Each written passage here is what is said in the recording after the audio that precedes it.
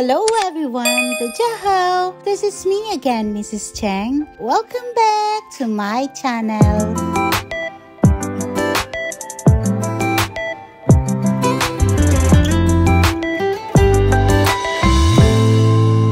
For today's video, we are going to cook fried chicken. Let's start! So for this, we are going to need a lot of oil. Kasi kailangan natin i-deep fry siya. Mas okay kasi pagka ganon. And then for the breading naman, I used crispy fry. Isang crispy fry. Yung dami ng crispy fry is dinagdagan ko rin ng sindami ng cornstarch. So bakit cornstarch? Kasi mas crispy siya kapag fina-fry. And then bakit dinoble ko yung dami ng breading? Kasi para sa akin kapag purong crispy fry lang yung ginamit is medyo maalat siya sa panlasa ko. So kaya ginawa ko ng 1:1. Kasi mga bata yung kakain, hindi pwedeng masyadong maalat. And then, syempre, nilagyan ko rin ng egg.